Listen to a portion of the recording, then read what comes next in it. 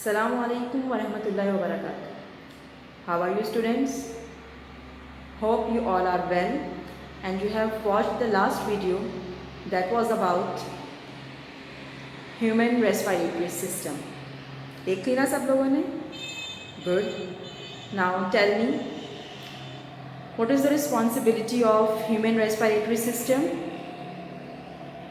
Excellent. It is responsible for respiration. Good.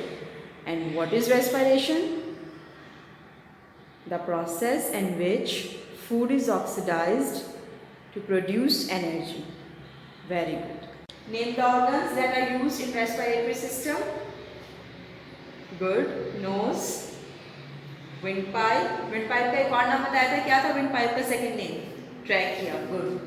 Nose, trachea, bronchi, bronchioles, lungs, and alveoli. Good. Excellent.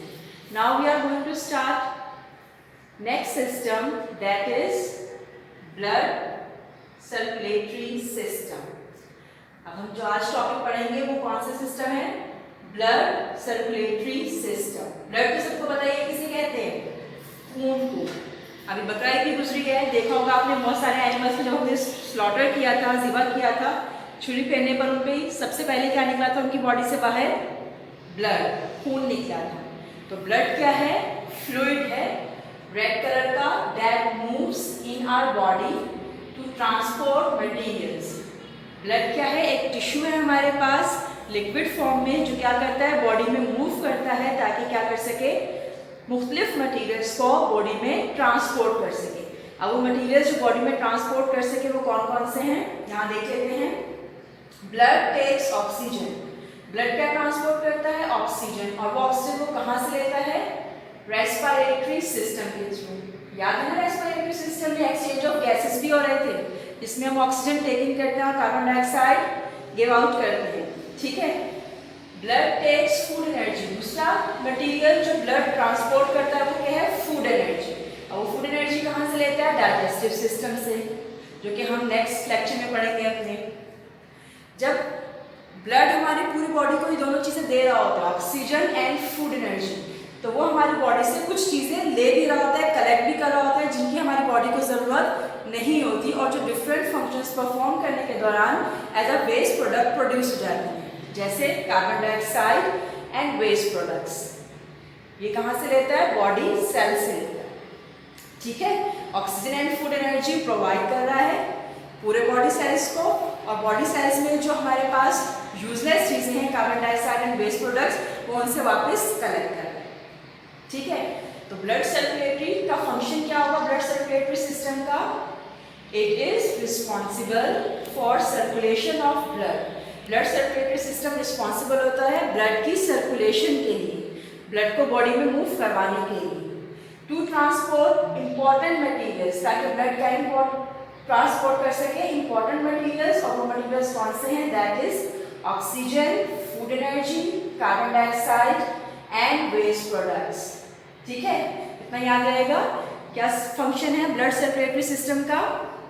It is responsible for circulation of blood in our body to transport important materials, that is oxygen, food energy, carbon dioxide and waste products. अब कौन कौन से organs हैं जो blood circulatory system में participate कर रहे हैं? वो ऑर्गन्स देख लेते हैं हम. फर्स्ट वन इज हार्ट, दिल हमारा, and second one are blood vessels. क्या होते हैं दूसरे नंबर पर? Blood vessels. हमारी बॉडी में 3 टाइप्स की ब्लड वेसल्स हैं. ट्यूब्स 3 तरह के मौजूद हैं. Arteries, veins, capillaries. ठीक है. तो ऑर्गन्स क्या है ब्लड सर्कुलेटरी सिस्टम के? Heart and blood vessels. Blood vessels में कौन कौन से हैं हमारे पास? Arteries, veins and capillaries. सामने डायग्राम में आपको नज़र आ रहा है ह्यूमन ब्लड सर्कुलेटरी सिस्टम अपने मेन पार्ट्स के साथ. चेस्ट में अपर साइड पर आपको नज़र आ रहा है हार्ट, मेन ऑर्गन है ब्लड सर्कुलेटरी सिस्टम का. इसके अलावा जो ब्लू लाइंस आपको पूरी बॉडी में नज़र आ रही हैं वो क्या बना रही हैं? वेन. और जो रेड लाइन मौजूद आपको नज़र आ रही है पूरी बॉडी में, उन्हें हम क्या कहते हैं? आर्टरी. Heart, when, artery. अब देख लेते हैं इन ऑर्गन्स को कि इनके क्या स्ट्रक्चर और क्या फंक्शन है।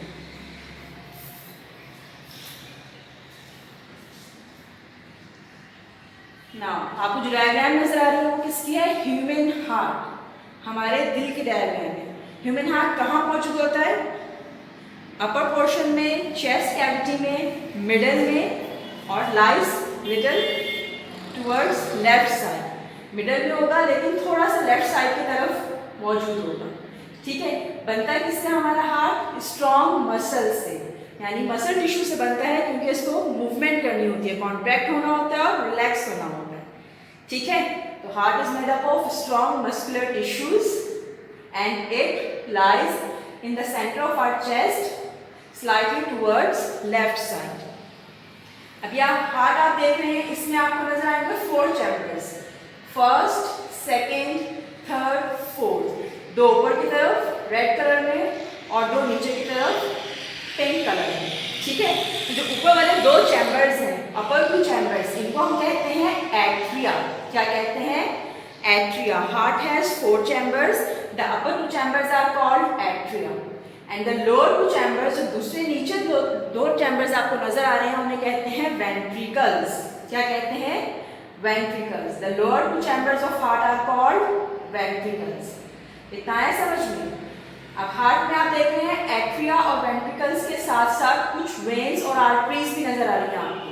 क्यों? क्योंकि जब हार्ट पंप करता है तो ब्लड बॉडी में किनके जरिए जा रहा होता है? आर्टरीज के जरिए, और वापस किसके जरिए आ रहा होता है? वेन्स के जरिए। समझ में आया? तो heart is a muscular pumping organ. जैसे ही ये कॉन्ट्रैक्ट होगा, क्या होगा? ब्लड आपकी बॉडी में जाएगा आर्टरीज के थ्रू, और जब ये रिलैक्स करेगा तो बॉडी से ब्लड वापस आएगा हार्ट में वेन्स के थ्रू। ठीक है, एक बात और याद रखिएगा कि हमारे पास जो एट्रिया होते हैं उनकी वॉल्स क्या होती हैं? थिन, पतली वॉल्स होती हैं, और जो वेंट्रिकल्स होते हैं उनकी वॉल्स होती हैं थिक, यानी मोटी होती हैं। ठीक, अब देख लेते हैं हम blood vessels. There are 3 types of blood vessels. हमारी बॉडी में 3 टाइप्स की ब्लड वेसल्स हैं। कौन कौन सी? Arteries, veins and capillaries. Arteries, veins and capillaries. अब देखते हैं तीनों में क्या डिफरेंस है, उनका क्या फंक्शन है। First one is artery, blood vessel that take away blood from heart to the organs. वो ब्लड वेसल्स, वो ब्लड ट्यूब्स जिनमें ब्लड मूव कर रहा होता है, कहाँ से? हार्ट से, और कहाँ तक जा रहा होता है? ऑर्गन्स। उन्हें हम क्या कहते हैं? आर्टरीज। ठीक है, आर्टरीज वो ब्लड वेसल्स होती हैं जो हार्ट से ब्लड लेकर जाती हैं तमाम पार्ट्स ऑफ बॉडी तक, तमाम ऑर्गन्स तक। For example renal artery blood लेकर जा रही होती है। ठीक है, इसी तरह से हर ऑर्गन के पास जो आर्टरी जा रही होती है उसका उस ऑर्गन के लिहाज से नाम मौजूद होगा। नेक्स्ट हमारे पास है वेन्स। वेन्स क्या होती हैं? वो ब्लड वेसल्स जो क्या कर रही होती हैं? Take away blood from the organs to the heart. For example renal vein. वो ट्यूब्स, वो ब्लड वेसल्स जो ब्लड लेकर जा रही हैं, लेकिन कहाँ से? ऑर्गन से, और कहाँ तक? हार्ट तक। उन्हें क्या कहते हैं? वेन्स। ठीक है, दोनों का फर्क समझ में आ गया।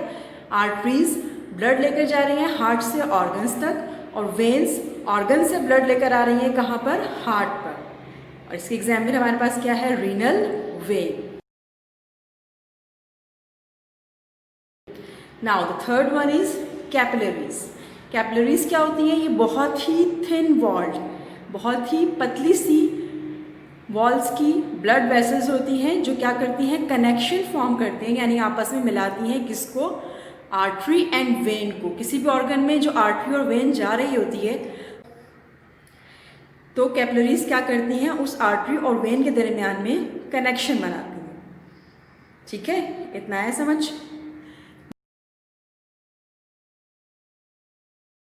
नेक्स्ट पॉइंट जो हमारे पास मौजूद है आर्टरीज एंड वेन्स का, वो क्या है? Arteries they carry oxygenated blood.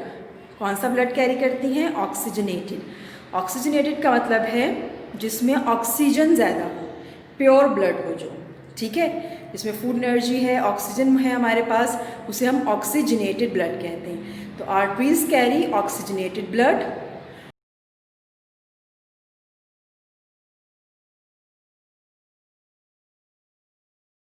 And veins, when का क्या कैरी करती हैं, दे कैरी डीऑक्सीजनेटेड ब्लड। अब जो ऑक्सीजनेटेड था उसी को ऑपोजिट कर दीजिए, यानी ऐसा ब्लड जिसमें ऑक्सीजन की मिकदार कम है, कार्बन डाइऑक्साइड और वेस्ट प्रोडक्ट्स ज़्यादा है। तभी ये क्या करती हैं कि ये तमाम ऑर्गन से ब्लड लेकर जाती हैं हार्ट तक। इतना आया सबको समझ में?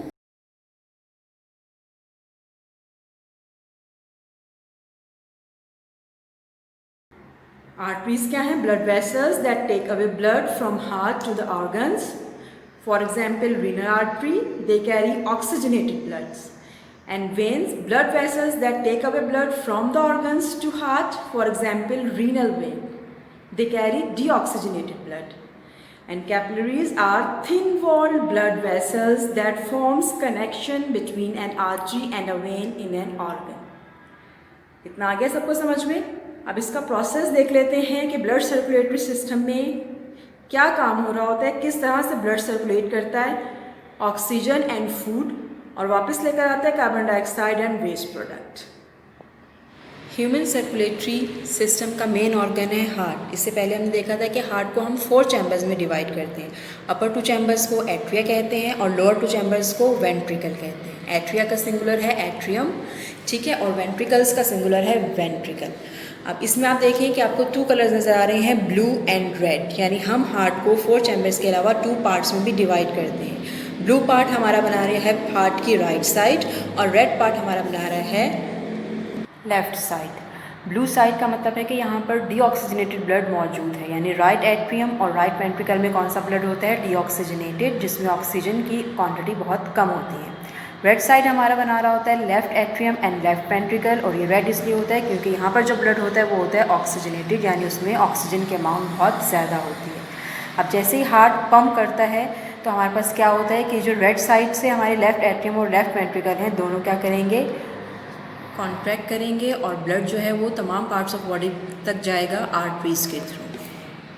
फिर जब हार्ट रिलैक्स करेगा तो क्या होगा? हमारे पास जितना भी ब्लड है ऑर्गन्स में वो वापस आ जाएगा वेन्स के ज़रिए इस ब्लू पोर्शन में, यानी राइट एट्रियम और राइट वेंट्रिकल में।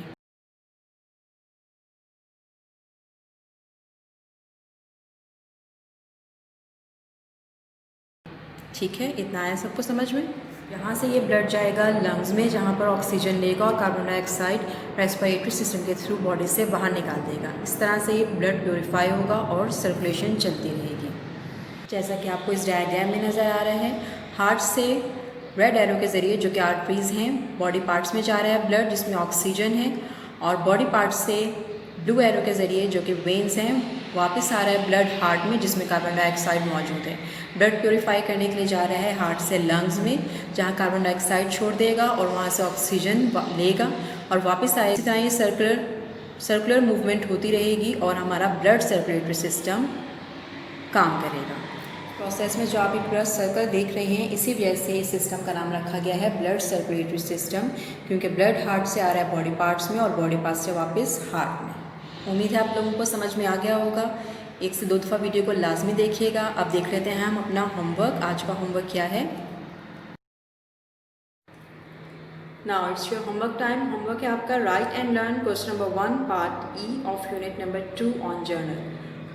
जर्नल में आपको करना है क्वेश्चन नंबर 1 का पार्ट ई, ठीक है जी। तो एक्सरसाइज मौजूद है आपके पास पेज नंबर 18 पर। क्वेश्चन नंबर 1 का पार्ट ई आपका होमवर्क है। Describe the structure of the human heart.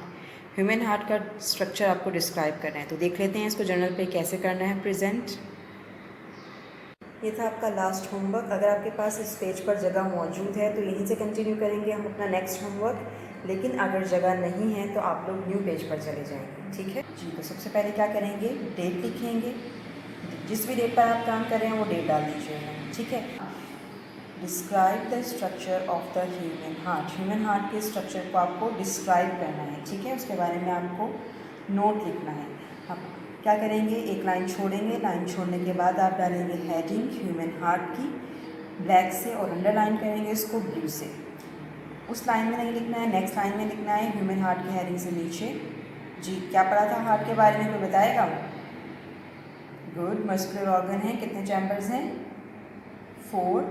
Upper 2 chambers को क्या कहते हैं? Atria. Good. And lower 2 chambers को वेंट्रिकल्स। तो बस वही इंफॉर्मेशन हम यहाँ लिख देंगे. The heart is a muscular organ found in the center of the chest. It has 4 chambers. The upper 2 chambers or atria are thin-walled. The lower 2 chambers or ventricles are thick-walled. ठीक है, इतना लिखेंगे और इसको अच्छे तरीके से याद करेंगे.